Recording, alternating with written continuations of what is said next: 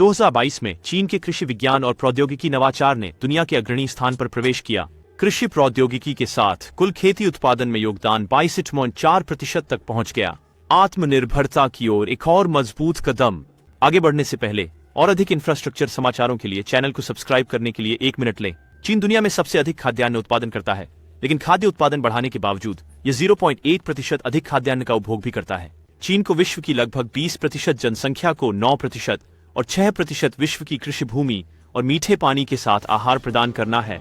दूसरी ओर जलवायु परिवर्तन, दुर्लभ भूमि और जल संसाधन, जैव विविधता हानि, वैश्विक खाद्य मूल्यों में अस्थिरता एक साथ, सतत खाद्य उत्पादन को खतरा, कृत्रिम बुद्धिमत्ता का उपयोग करना, किसानों द्वारा परिचालनों को सरल बनाने, दक्षता बढ़ाने और स्थिरता सुनिश्चित करने का एक तरीका है।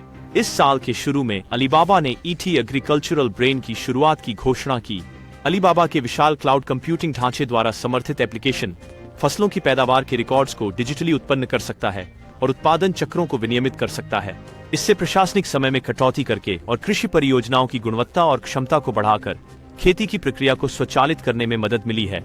बादल आधारित कृषि बुद्धिमत्ता की शुरुआत चीनी किसानों को उनकी फसल की उपज बढ़ाने में मदद करने के लिए की गई है।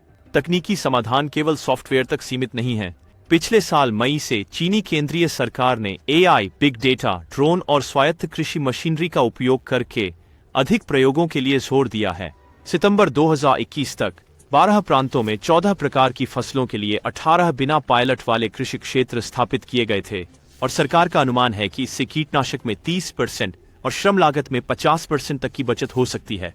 इसके अलावा सरकार स्थानीय किसानों को ड्रोन का उपयोग करने के लिए भी प्रोत्साहित कर रही है और पिछले साल के कोविड-19 महामारी के कारण आंशिक रूप से ड्रोन निर्माता ईफेई तकनीक और एक्सैजी ने विस्फोटक वृद्धि देखी।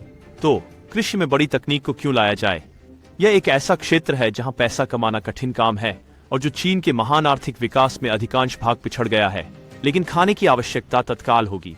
संसाधनों को पर्याप्त सुरक्षित करना और आयात पर कम निर्भर होना धीरे धीरे सुरक्षा नीति बनती जा रही है। दुनिया का सबसे अधिक जनसंख्या वाला देश बूढ़ा हो रहा है और इसका मतलब है कि खेती के उद्योग के लिए हाथ ढूंढना मुश्किल होगा।